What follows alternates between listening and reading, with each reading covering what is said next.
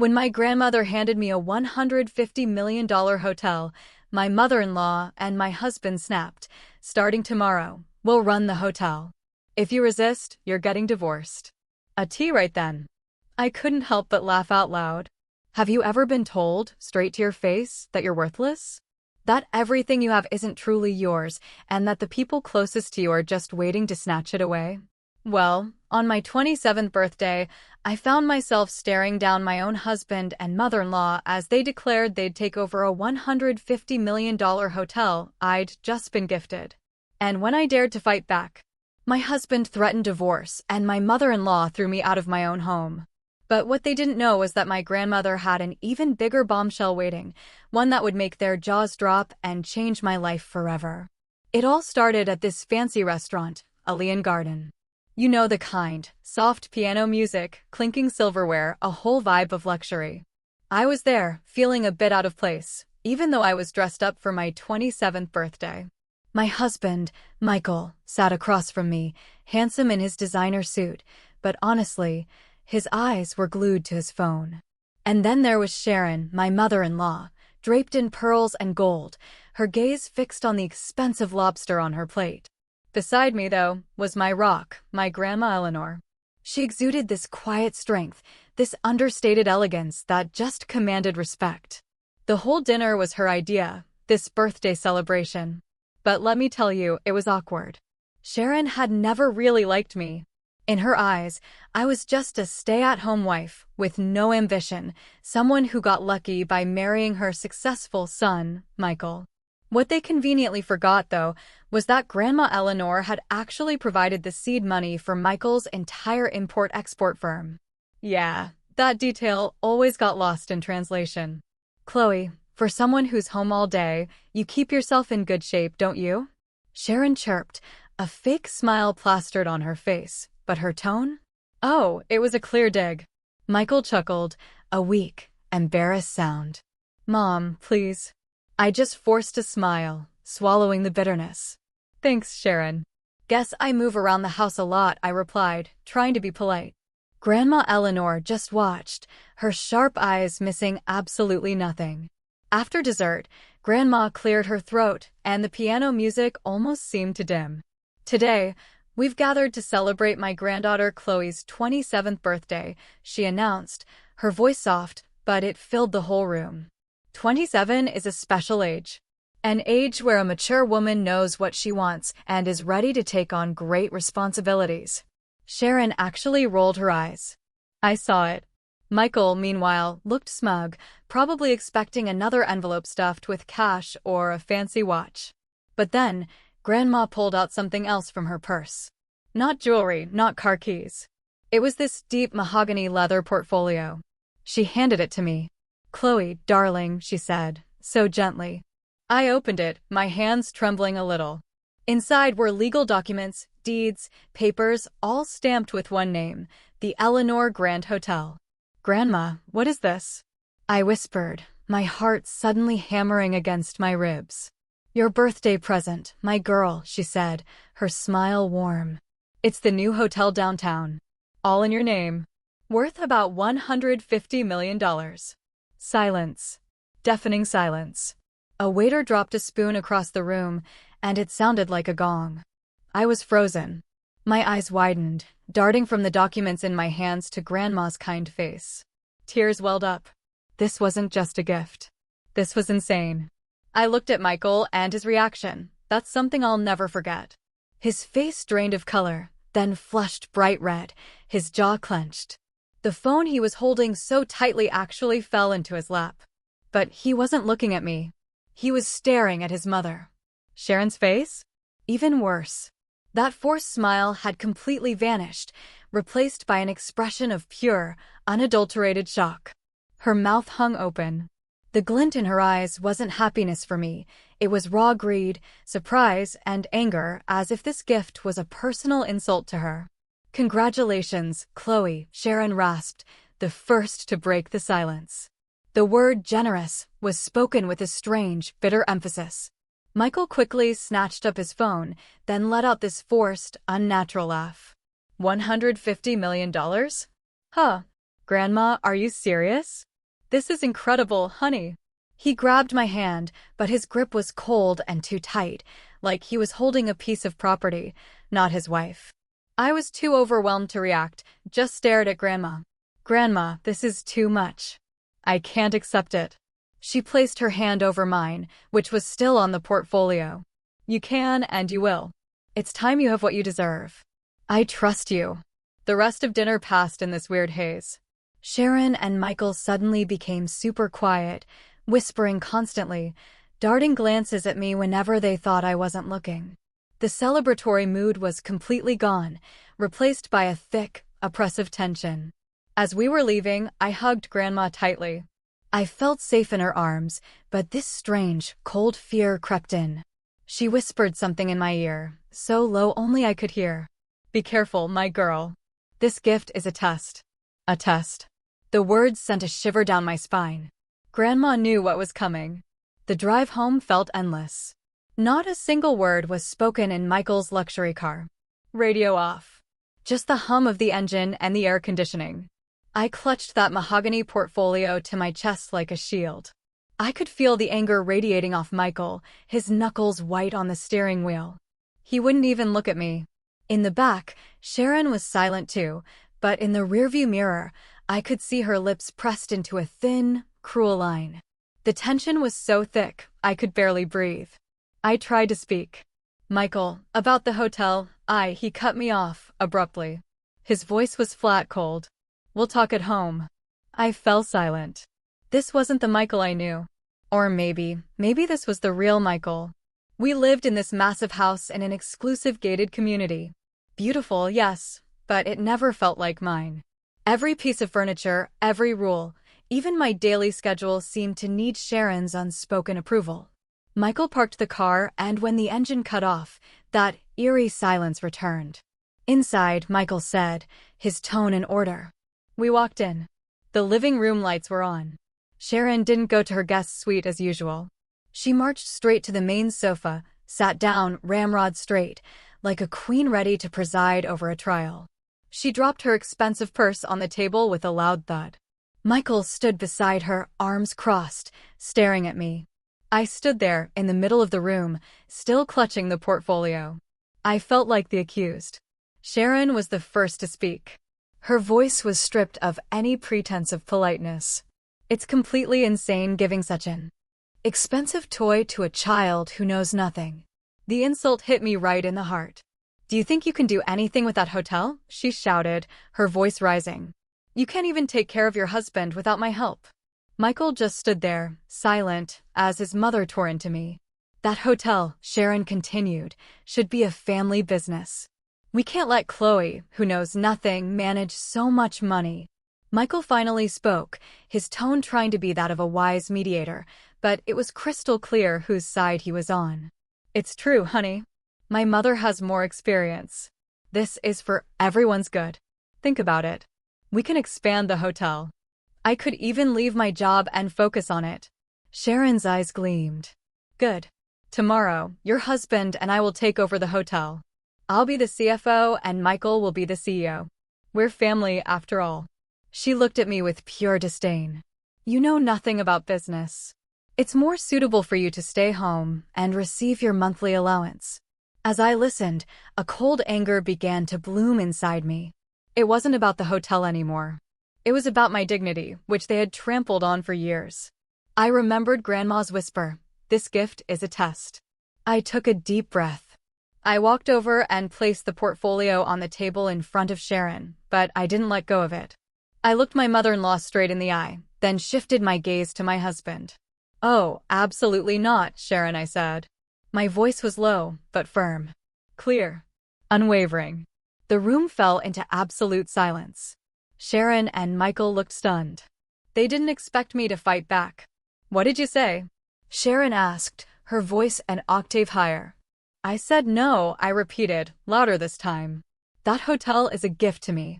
It's in my name, and my grandmother Eleanor gave it to me. I hugged the portfolio to my chest again. I'm the boss now. I make all the decisions. I didn't know where this courage came from, but it felt incredibly liberating. Michael's face turned beet red with rage. He hadn't expected his docile wife to talk back to him. "How dare you speak to my mother like that, Chloe?" he shouted. "The money has gone to your head." "I'm just defending what's mine," I said calmly. "It's my hotel." Michael's anger erupted. The mask of the good, patient husband shattered into a million pieces. "Oh, you think you're so important now, the hotel owner?" He stepped forward, pointing a finger in my face. "Listen to me carefully. If you're going to act like this, if you refuse to be controlled by us, then we're getting a divorce." The threat hung heavy in the air. Michael was so sure I'd be scared. So sure I wouldn't dare lose my status as his wife. "You want to be a divorce?" he continued, his tone mocking, cruel. "Who do you think will want a divorced woman like you?" The word divorce hit me like a punch to the gut. My heart ached, but I didn't cry. Instead, I saw him more clearly than ever. This was my value in Michael's eyes. Sharon, seeing me stand still, felt a surge of triumph. She jumped up, attacking with even more fury. "Insolent. Ungrateful. Shameless woman. You're nothing but a parasite in this family." She glared at me, pointing directly at the front door. "Get out of this house tonight. Get out with your hotel and never come back." The room settled. Sharon's last shout echoed in the sudden silence. I stood there stunned. My husband threatening divorce, my mother-in-law kicking me out of my home, all on my birthday. My ears were ringing. I looked at the two people who, until moments ago, had been the closest in my life. And for the first time, I saw them for who they truly were. Greedy. Vicious. They saw Grandma as a source of money, and now they saw me as a threat to be eliminated. The threat of divorce and eviction were their weapons. I was about to open my mouth, not even knowing what I would say. Maybe I'd agree to leave. Maybe I'd confront them. I didn't know. But before I could utter a single word, the quiet click of a key turning in the front door lock shattered the tension. Click, the heavy front door swung open. Michael and Sharon visibly jumped. They expected me to be leaving through that door, not someone coming in. Grandma Eleanor stood on the threshold. Behind her were two burly men in black suits, their faces expressionless. Grandma didn't look angry. She looked calm, and that calmness felt more terrifying than any rage in that room. She walked in, her flats making no sound on the marble floor. "Grandma," my voice trembled. It was the first thing I'd said since the threats began. Sharon, recovering from her initial surprise, replaced it with a fresh wave of anger. This was her stage, and Grandma was interrupting. "Stay out of this, ma'am," she yelled, her authority as lady of the house feeling threatened. "I'm disciplining this shameless daughter-in-law. She dares to talk back to her husband and mother-in-law." Sharon moved towards me, trying to grab my arm. "And I'm kicking her out of my son's house." Grandma raised a hand. It was a small gesture, just her palm extended, but it was enough to make Sharon stop dead in her tracks. "Disciplining?" Grandma repeated, her voice low, cutting. "Kicking her out?" Eleanor let out a small, dry, humorless laugh. "Sharon, you can't kick the owner out of her own house." That statement hung in the air. Sharon frowned, confused. "What are you talking about, you senile old woman?" "Of course, this house belongs to my son." Michael bought it. Michael, who had been silent all this time, started to sweat. He looked at his mother, at Grandma, at me. He knew exactly what Grandma was about to say. His face was pale. "Grandma, please," he whispered. But Eleanor paid him no attention. Her eyes were fixed on Sharon. "Your son, Michael's house?" She said Michael's name, and he flinched. "Have you never been honest with your mother? Or have you been living a lie for so long that you've forgotten what the truth is?" Grandma walked slowly around the luxurious sofa Sharon had chosen. "This mansion, this luxurious 3-story house, in this exclusive community, Sharon. Did you ever ask Michael how he managed to put together a $3 million down payment when he had only been working for 2 years?" Sharon was silent. Her eyes snapped to Michael, demanding an answer. Michael couldn't look at her. "It was a bonus from the company," he said weakly. "A bonus from the company?" Grandma laughed again. "The company where Michael worked, that successful import-export firm? Sharon, do you know who the real owner of that company is?" Grandma stopped in front of me, giving my trembling hand a gentle pat on the shoulder. "That company. The luxury car Michael drives every day. And yes, even this house, it was all a wedding gift for Chloe. Long before the hotel. Everything is in Chloe's name. The truth hit Sharon like a freight train. She staggered backward, clutching her chest. No, it can't be. It's a lie. Tell me she's lying, Michael, she shrieked hysterically. But Michael could only hang his head. His fists were clenched. He couldn't deny it. His entire life of luxury, his pride as a successful man, turned out to be borrowed from my grandmother. He had only been allowed to manage the assets of the wife he had now threatened to divorce. Grandma looked at Michael coldly. And you, Michael?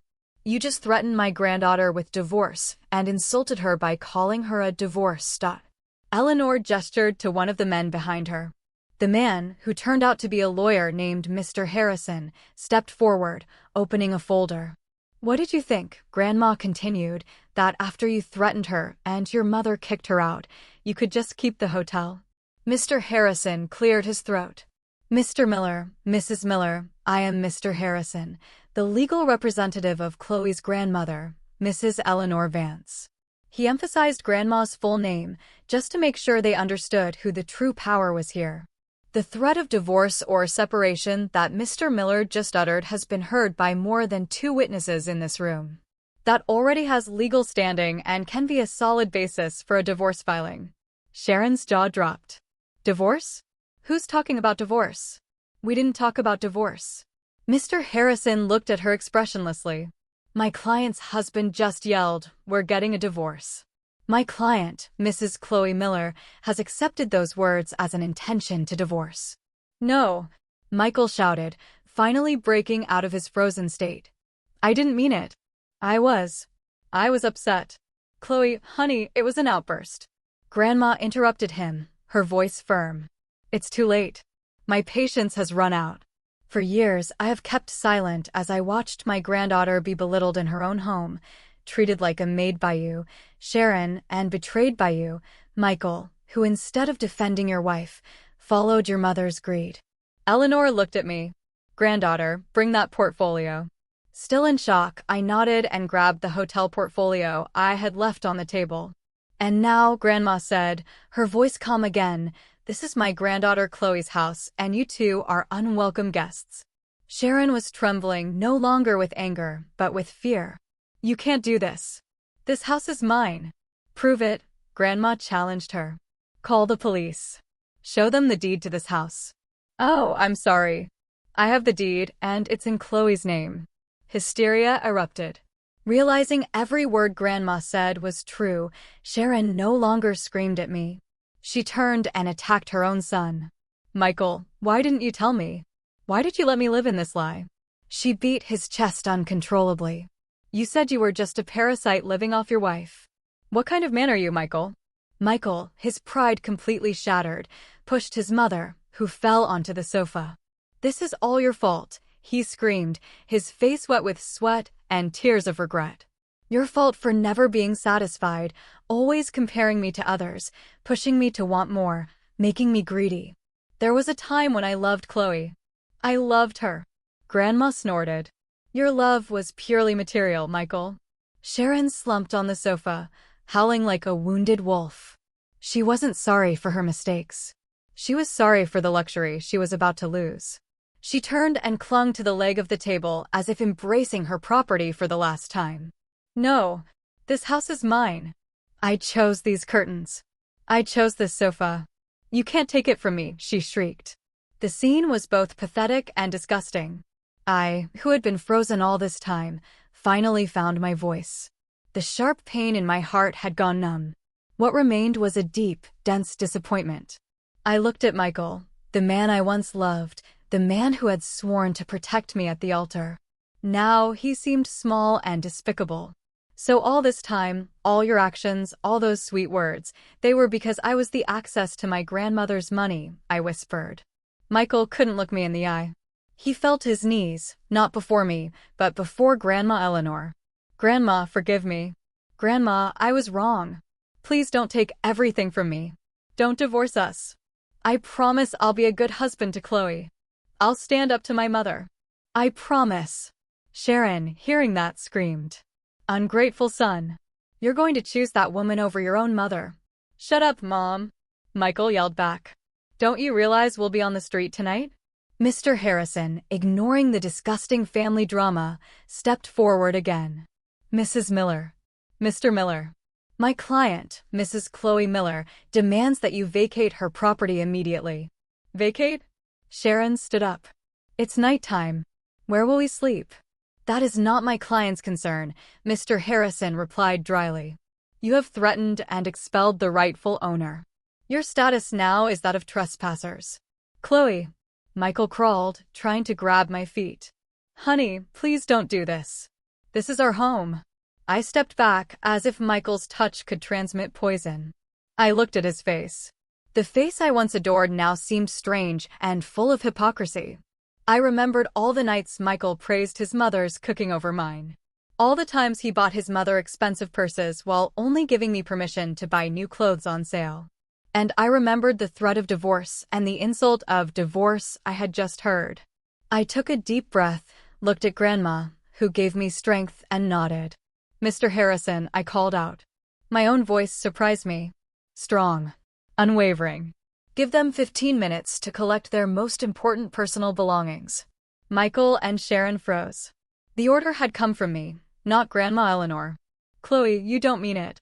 Michael moaned. 15 minutes, I repeated.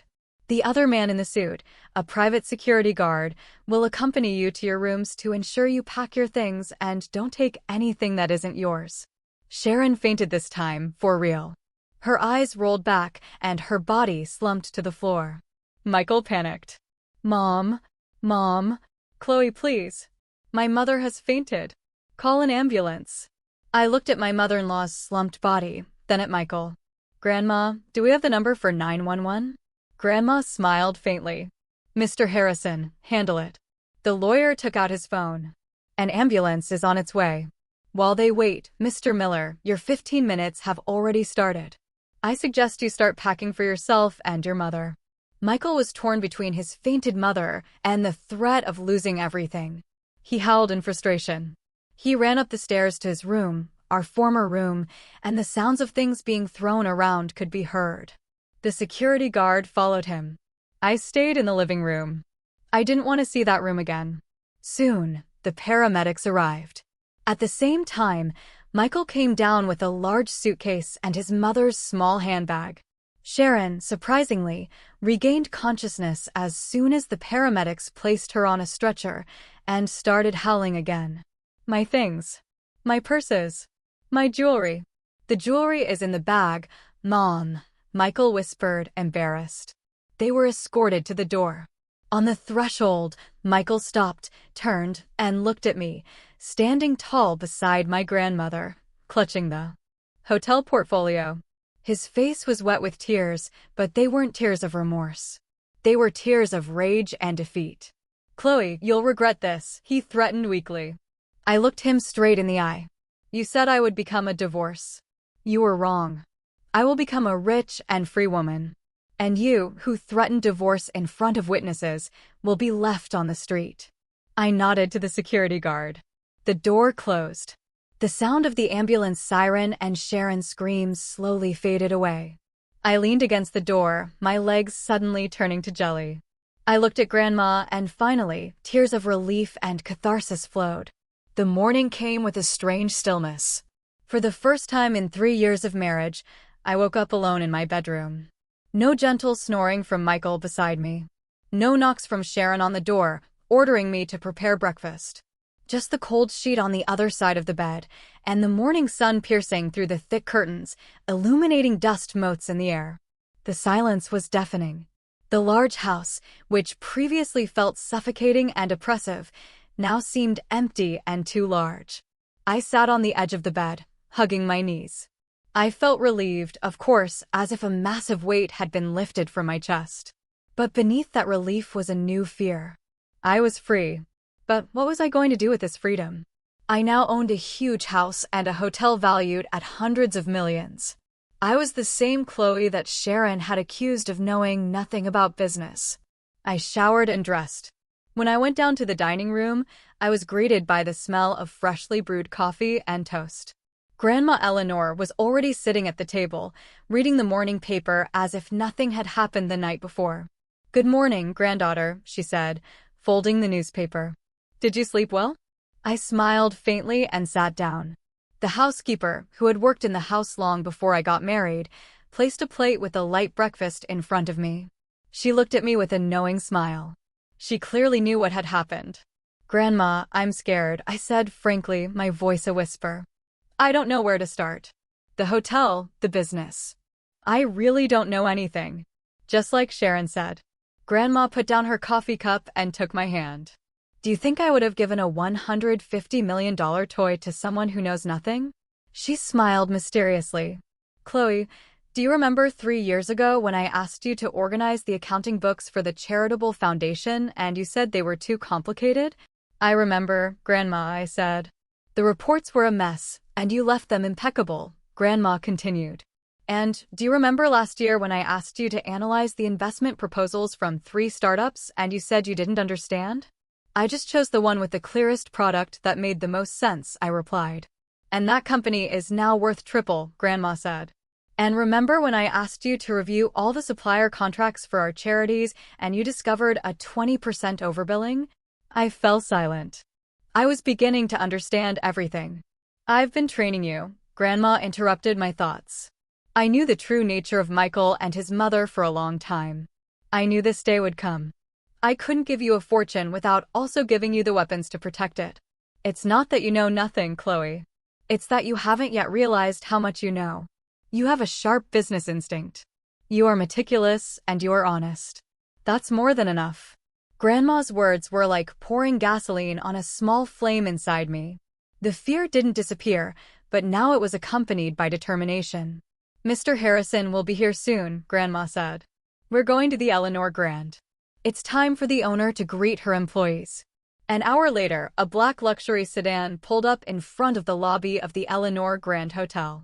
The building was imposing, glass gleaming, reflecting the morning sun. It was the first time I'd seen it up close. My heart pounded. When I walked in, flanked by Grandma and Mr. Harrison, all the lobby staff bowed respectfully. They'd been informed the new owner was arriving.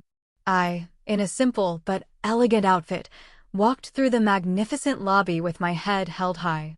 We went straight to the main boardroom on the penthouse floor. All the department heads were already waiting. A dozen impeccably dressed men and women stood in unison as I entered. I sat in the main chair at the head of the table, with Grandma on one side and Mr. Harrison on the other. The tension was palpable. I could feel their stares, curiosity, skepticism, and a slight disdain. A young, meek-looking woman had suddenly become their boss. Mr. Harrison began, "Good morning, everyone. I present to you Miss Chloe Miller. She is the new owner and CEO of the Eleanor Grand Hotel." A middle-aged man, the most senior-looking, with a general manager name badge, cleared his throat. "Welcome, ma'am. I am Mr. Wallace, the general manager. All of us here are ready to help you adjust." The word adjust was spoken with a tone that implied I was an outsider. I smiled. "Thank you, Mr. Wallace. I appreciate the gesture."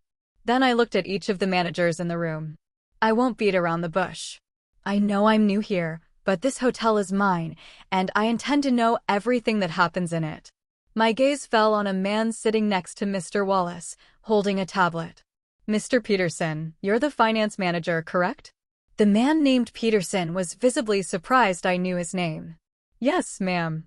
I reviewed a brief financial report last night," I said, surprising everyone in the room. "I noticed a rather large new expense item in the last 2 weeks related to a company called Future Forward Consulting. Could you explain what this consultancy is for and why a year's worth of fees was paid up front?" Mr. Peterson instantly broke into a cold sweat. He didn't expect the new owner to notice that detail so quickly. Mr. Wallace shot him a sharp look. "It's a consultancy for operational efficiency, ma'am," Mr. Peterson stammered. "Operational efficiency?" I countered. My eyes, once soft, now seemed sharp. "But another report shows that our operating costs increased by 5% last week. And as for Future Forward Consulting, I asked Mr. Harrison to check on it this morning. The company was registered only 2 weeks ago." The room went silent. Mr. Peterson's face turned white. He knew he was caught. Mr. Peterson, my voice was now soft, but full of pressure. I'm not here to make enemies. I'm here to protect my assets. I'll ask you one more time. Who authorized this payment? Mr. Peterson swallowed hard, looked at Mr. Harrison, looked at Grandma, who was watching him without blinking. He knew if he lied, his career would be over. Finally, he broke. I'm sorry, ma'am, he whispered in a trembling voice. The order came from Mr. Miller. The whole room held its breath. Mr. Miller? I repeated, feigning confusion on purpose. What authority does my husband have in this hotel? He said he represented the owning family. Mr. Peterson continued, now resigned. He said it was to secure, well, a portion of the assets. Before you took full control. He brought the contract and pressured me to process the payment that same day. He ordered me to create the fake consulting contract. This confession was like a bomb. I felt a chill of cold victory. This was my first step. I looked at all the managers. As of today, I said firmly, I am announcing a full external audit of all departments. And Mr. Peterson, thank you for your honesty. Please give Mr. Harrison all the documents related to future forward consulting and all correspondence with Mr. Miller. While I was taking my first steps as the queen of the hotel, Michael and Sharon were experiencing their first fall. The ambulance that had taken Sharon the night before, after an ER checkup, determined she was perfectly fine, deemed it a false call, and billed them the full cost. They didn't have that much cash. With what was left in Michael's wallet, they ended up renting a small, seedy motel room on the outskirts of the city that smelled of stale cigarette smoke and mothballs. The ceiling fan spun slowly, making a deafening screech. Sharon sat on the edge of the bed, still in the luxurious party dress from the night before, now dirty and wrinkled. Her eyes were swollen from crying, but the tears had dried up, replaced by a simmering anger. On the street. We're on the street, she whispered hoarsely. This is all your fault, Michael. Your fault for being so stupid. Why didn't you tell me everything belonged to Chloe? Michael paced the small room like a caged lion. His face was red. He had just tried to access his salary account from the company where he worked. The account was frozen. He tried to use his corporate credit card. Declined. Grandma had blocked all his access. He truly had nothing. Shut up, Mom, Michael yelled in frustration. You think I knew this would happen? I thought I had her under control. I thought if I threatened her with divorce, she'd get scared. Turns out that old woman has brainwashed her. And now what? Sharon moaned. What are we going to eat? Where are we going to live? My jewelry, my purses, everything is left in that house. Michael stopped pacing, his gaze fixed on the old laptop he had thrown on the bed. The only valuable electronic device he had brought besides his phone. A crazy, evil idea began to form in his mind. He still had one weapon left, something very personal. You're right, Mom, Michael said, his eyes gleaming with cunning. We can't just give up. She's insulted us. She's humiliated us. It's time to bring her to her knees. Sharon looked at her son. What are you planning? Chloe can keep the hotel, Michael whispered. But I have her past. He opened the laptop, an old hidden folder. He still had old files, photos, and videos from their honeymoon. Moments when I wasn't as poised as I was now. There were photos of me on the beach in tank tops and shorts, videos of us laughing in the hotel room with my hair down. It wasn't pornographic, but in the public eye, for a woman who is now the CEO of a famous hotel, those photos could be a scandal. A humiliation that could destroy my reputation. You're her husband, Sharon whispered, her eyes also gleaming. She now understood Michael's thinking. You have the right. Use it. Destroy her. Michael smiled, opened a messaging app, and sent a message directly to my number. You think you've won, don't you? You think you can throw my mother and me out like we're trash? You're very wrong, Chloe. And he attached a photo, a picture of me laughing by the pool with my hair down. I have many photos from our vacations. Photos that show what a CEO's wife is really like. I'm sure your new managers would love to see this. Transfer 50% of the hotel's value to my new account in 24 hours or everyone will see what a hypocrite you are. He pressed send. Michael leaned back, feeling victorious. He was sure I would be scared. He was sure I would do anything to protect my image as a good woman. In the penthouse of the Eleanor Grand Hotel, I had just finished a marathon meeting with the audit team. I was tired but satisfied. My phone buzzed. I opened it, thinking it was from Grandma. My gaze froze on the screen, the photo, the memory, and the blackmail message beneath it. I felt my stomach churn. Nausea rose in my throat. This was different. This wasn't about money or the house. This was about my honor. I felt exposed. I felt dirty. I felt just as Michael wanted me to feel, weak and scared. My hands were shaking. I ran immediately to Grandma Eleanor's office next to my suite. Grandma and Mr. Harrison were reviewing documents when I burst in without knocking. My face was pale. "Grandma," I whispered, handing her the phone. Eleanor looked at the photo and then read the message. Her previously serene face hardened instantly. "Wretch," she whispered, her voice full of venom. Mr. Harrison read it over Grandma's shoulder. "Grandma, what do I do? Do I give him what he wants? I don't want those photos." I started to cry. "No," Grandma said firmly. "We don't negotiate with terrorists." Mr. Harrison, on the other hand, seemed calm. There was even a faint smile on his lips. "Ma'am, please calm down," he said. "Don't respond. Don't say anything, but—" Mr. Harrison pointed to my phone. "He has just given us the greatest gift he could offer." I looked at Grandma, confused. "Your husband," Mr. Harrison continued, "has just committed 2 serious felonies simultaneously, extortion and a severe violation of privacy laws for attempting to disseminate private content without permission. If we add the evidence we have from Mr. Peterson about the attempted embezzlement of hotel assets, our position in the divorce and in a criminal proceeding is unbeatable. He just handed us the rope to hang himself with." I stopped crying. My fear began to turn into a cold rage. "So, what should I do?" "We will file for divorce today," Mr. Harrison explained. "And we will file a police report for this blackmail attempt. Let him wait for the transfer that will never come. Let him get nervous. In his panic, he's sure to make another mistake." I took a deep breath, looked at Mr. Harrison, then at Grandma. I nodded. "Do it, Mr. Harrison," I said. My voice was now steady, firm. "Use everything necessary. I don't want to see his face again, except in a courtroom." In the seedy motel room, the silence was much more terrifying than anger. "She's ignoring us," Sharon whispered, her broken nails drumming on the old wooden table. "How dare she? How dare she stay silent after what you sent her?" Michael felt a nauseating wave of frustration. His last, personal weapon against me hadn't worked. Or worse, I didn't care. Meanwhile, with the initial information obtained from the finance manager, Mr. Peterson, the newly appointed team of external auditors went to work. They were like a team of surgeons, dissecting the layers of the hotel's operations, and what they found was shocking. Michael's attempt to embezzle funds through a shell company was just the tip of the iceberg.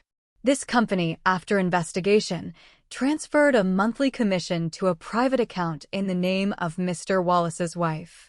Michael, in his hasty greed, had simply taken advantage of an existing system of corruption.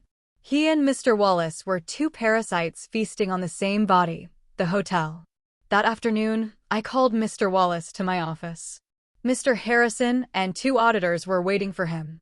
"Mr. Wallace," I greeted him calmly. "I wanted to ask you about our contract with Vega Foods." The man still tried to force a smile, but it was awkward. "Of course, ma'am. They're our best suppliers. Perhaps the best at overbilling," I retorted. The auditor presented a pile of evidence: the inflated invoices, the bank transfer records to his relative's account, and the testimony of the head chef, who had complained that the quality of the products was often below expectations. Mr. Wallace's face went from white to ashen. He knew he was finished. "This is a misunderstanding," he blubbered. "This is theft," I interrupted him, my voice icy. "Mr. Wallace, you are terminated, effective immediately and without severance. Mr. Harrison will proceed with a criminal complaint for embezzlement of company funds. Hand over your access card." Mr. Wallace slumped in his chair. His downfall, so swift and decisive, sent a message throughout the hotel. The old era was over. Meanwhile, in the motel room, time continued to pass. The 24 hours were up. Michael, in a fit of blind rage, made his second fatal mistake. "She thinks I'm kidding," he growled. He opened a new, anonymous social media account. He posted one photo from his collection. It was blurry, showing only my back with slightly damp hair. He added a caption, "Curious to see the real face of the CEO of the Eleanor Grand Hotel? This is just the beginning." And he tagged the location of the Eleanor Grand Hotel. "Your time is up, Chloe. Get ready to be famous." He sent a new message to me, attaching the link to the account. But he didn't know that Grandma Eleanor's digital security team was waiting for him. Within minutes, the account was mass-reported and suspended by the platform. The photo disappeared before almost anyone could see it.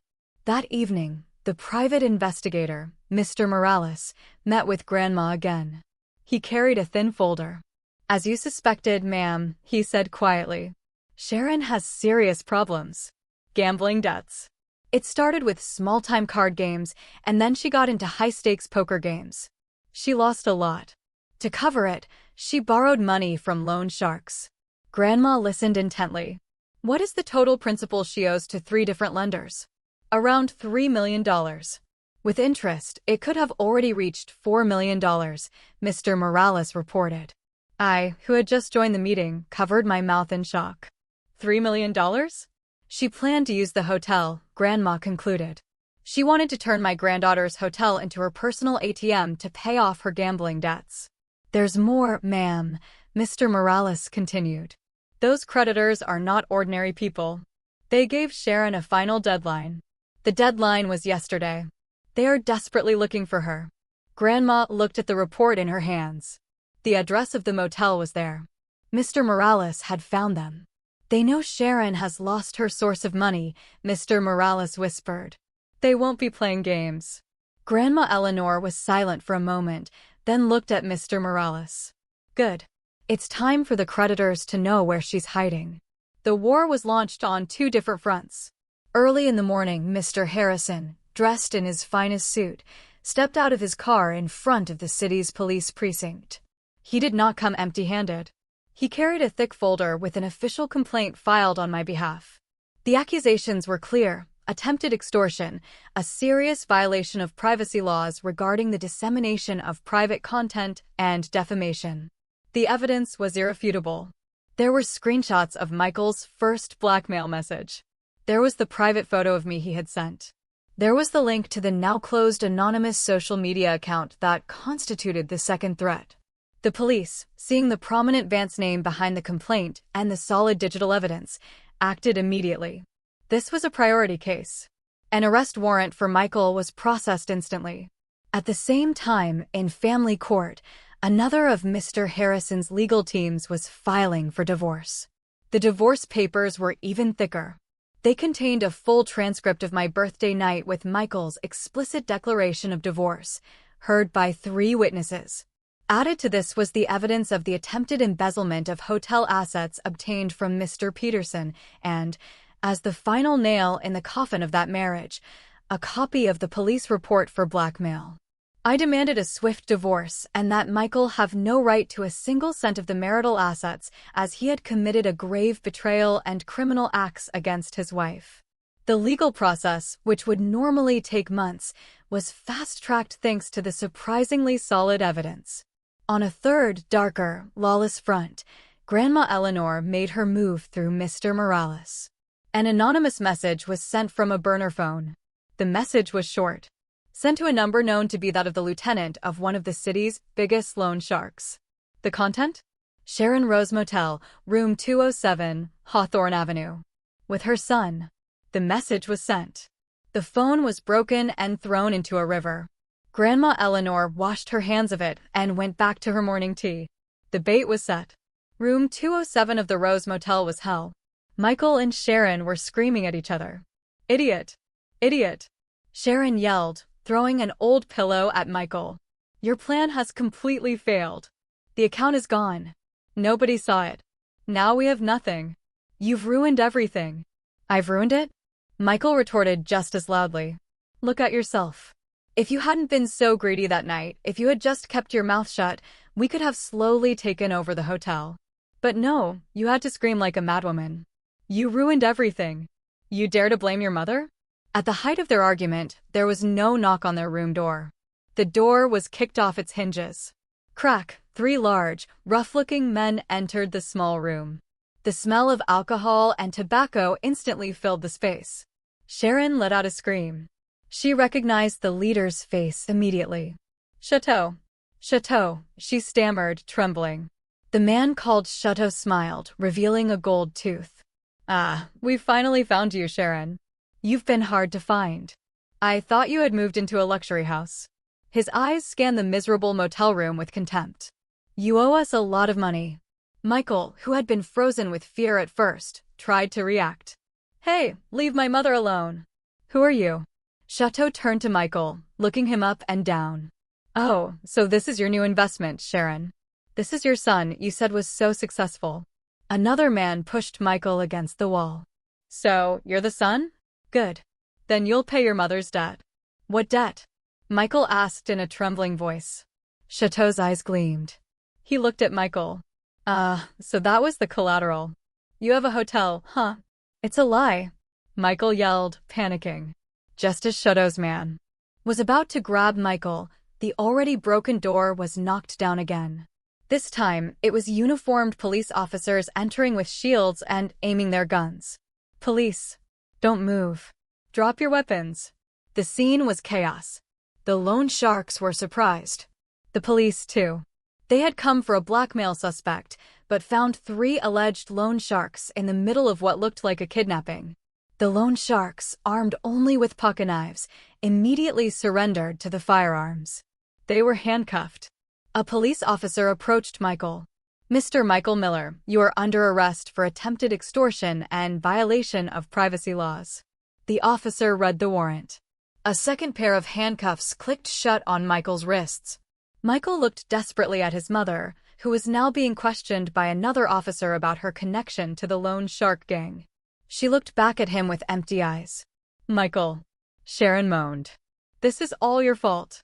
Michael's anger and despair exploded. It's your greed that has ruined us. Sharon didn't get angry hearing that. She just laughed. A dry, hoarse, desperate laugh. Ruined. Yes, Michael, we're ruined. The news broke that same afternoon. Family drama at the Eleanor Grand. CEO's ex-husband arrested for blackmail. Mother with million-dollar debts to loan sharks. Karma was served cold to the public. The divorce trial was a public spectacle. Since the news of Michael's arrest broke, the media had relentlessly focused on the Miller family drama. Journalists crowded the family courtyard. Their cameras, like a flock of vultures, competed for a photo. I arrived promptly at 9 a.m. I didn't hide behind sunglasses or masks. I got out of my car dressed in an impeccable ivory pantsuit, and I walked with my head held high through the crowd. At my side were a serene Grandma Eleanor and Mr. Harrison with a thick briefcase. I did not lower my head. My eyes looked straight ahead, past the dazzling camera flashes and the shouts of journalists chanting my name. I entered the courthouse not as a victim, but as the CEO of a company. Inside the courtroom, the atmosphere was cold and formal. In the defendant's box, across from me, sat Michael. The contrast was painfully clear. Michael no longer wore expensive suits or luxury watches. He wore an orange prison jumpsuit. His face was pale and unshaven. He looked defeated. The judge, a wise-looking middle-aged woman, began the trial. Given the nature of the case, with overwhelmingly solid evidence and a pending criminal case, the trial was swift. Mr. Harrison stood up. He didn't need to say much. He just presented the evidence one by one, methodically. Your Honor, his voice was calm and clear. We present our case based on the defendant's initial declaration of divorce. The defendant consciously expressed his intention to divorce my client, Mrs. Chloe Miller, in front of 3 witnesses. Mr. Harrison called Grandma Eleanor and one of the men in suits who had accompanied her that night as witnesses, who testified under oath.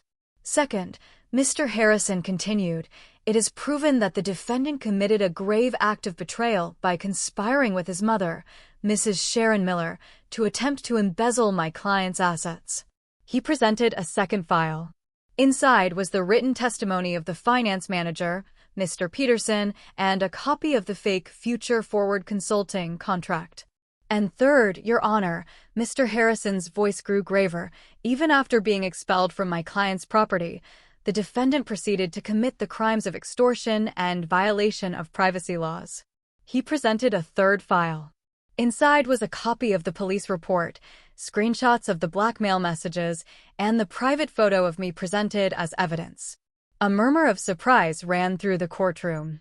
The judge read the documents. A deep furrow formed on her forehead. She looked at Michael coldly. "Defendant, do you wish to refute this evidence?" Michael trembled.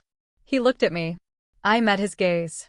My eyes were serene, without hatred or love, only emptiness. "It's a lie," he mumbled. "It's all a lie. She brainwashed me." From the back of the courtroom, Sharon stood up and screamed. "He's right. That woman is a witch. She has brainwashed him." The scene became chaotic. The judge slammed her gavel. "Silence. Bailiff. Remove that spectator from the courtroom." Sharon fell back into her seat. Her body trembled violently. Michael continued to ramble. "Chloe, please don't divorce me. I love you. Don't ruin my life." But it was too late. The judge cleared her throat and looked at Michael with an expression of disgust. "Defendant, not only have you failed as a husband, but also as a human being. The court's decision is as follows. 1. The divorce between Chloe Miller and Michael Miller is granted effective immediately." The first bang of the gavel sealed it. 2. The judge continued, "Since this divorce is based on the grave fault and crimes committed by the defendant, it is declared that the defendant's right to any marital property is completely nullified." The second bang of the gavel was the final nail in Michael's coffin. He got not 1 cent. In the back row, Sharon howled hysterically. She knew it was the end. Michael slumped, powerless. His handcuffs clinked. He was nothing anymore. No wife, no house, no company, no fortune. All he had left was an orange prison jumpsuit and a criminal case waiting for him. I closed my eyes for a moment and took a deep breath. I didn't feel victory. I just felt freedom. I stood up, gave a respectful nod to the judge, and turned around. I walked out of the courtroom without looking back. I didn't need to see Michael being dragged away by the guards. I didn't need to hear Sharon's howls screaming my name. Outside, the camera flashes erupted again, but this time I stopped. I stood in front of dozens of microphones. Today, I said, my voice clear and broadcast across the country. Justice has been served. The legal system has protected me. Thank you. A journalist shouted, "Miss Miller, do you have any message for your ex-husband?" I looked directly at the camera. He is no longer my husband. 2 years later, I was no longer just the owner of the Eleanor Grand. My photo graced the covers of business magazines, not as a victim or a rich divorcee, but as the innovative CEO of the year. I had completely revamped the hotel's management, promoting the honest Mr. Peterson to the new CFO and building a solid team based on integrity, not nepotism. The hotel was now building 3 new branches in Miami and Aspen. That day, I was on the podium in the main ballroom of my hotel. Hundreds of VIPs, officials, and journalists attended. I was no longer wearing a rigid suit. I wore a modern designer pantsuit that radiated elegance. I wasn't inaugurating a new hotel. Today, I was launching the Eleanor Vance Foundation for Women. I am here, my voice resonated in the room, not just as a CEO. I am here as a woman who once felt fear and helplessness. I was threatened. I was belittled. But I learned that our greatest strength is not in the absence of fear, but in facing it. This foundation will provide legal aid, business mentorship, and a safe haven for women who find themselves in situations where they feel they have no voice, because every woman deserves to be the CEO of her own life. The room erupted in applause. In the front row, Grandma Eleanor watched her granddaughter, her eyes shining with pride. I had not only passed the test, I had redefined it. In a forgotten, sordid corner of the city, a scene of cruel contrast was unfolding. In the visiting room of a prison that smelled of cheap disinfectant and despair, Michael sat behind a thick pane of glass. He was thin now, his gaze empty. The 5-year sentence he received for extortion and attempted fraud had taken what was left of his spirit. An old woman sat on the other side of the glass, holding the phone receiver with trembling hands. It was Sharon. Her hair was gray, her face lined with a bitterness that went beyond age. She had lost her house, her social status, and her son. After the loan sharks were arrested, their ledgers had implicated her, and she had received a suspended sentence and a massive fine that she was paying off by working as a dishwasher in a greasy spoon diner. "It's her fault," Sharon hissed into the phone. "That woman took everything from us." "If you had just stopped blaming others, Mom," Michael replied, his voice dull. "This is all because of your greed, too. A $3 million gambling debt. You were crazy. You dragged me into this hell. Ungrateful son." Sharon shrieked, banging on the glass. A guard immediately yelled, "Visiting time is over." The line went dead. Michael was dragged back to his cell. Sharon stumbled out of the prison. She went back to the diner where she worked. The smell of stew and sweat hit her nose. She entered the dirty back kitchen and continued scrubbing the pile of dirty dishes. As she scoured a burnt pot with steel wool, the evening news came on the old TV in the corner of the restaurant. Sharon looked up distractedly, and on the screen, she saw me. She saw a radiant Chloe. A beautiful Chloe. I was being interviewed about the launch of my new foundation. "Miss Miller, you are an inspiration," the host said. Sharon froze. Her hand holding the steel wool stopped moving. She looked at the woman on the screen, the woman she once called ignorant. The woman she had kicked out. The woman who now had everything she had ever dreamed of. While she, Sharon, had nothing but a pile of dirty dishes and an eternal regret. She didn't cry. Her tears had already dried. "Can you believe this actually happened to me? I still pinch myself sometimes. What would you have done in my place when Michael and Sharon tried to take everything? Have you ever faced such blatant betrayal from family? Tell me what you think, I really want to know."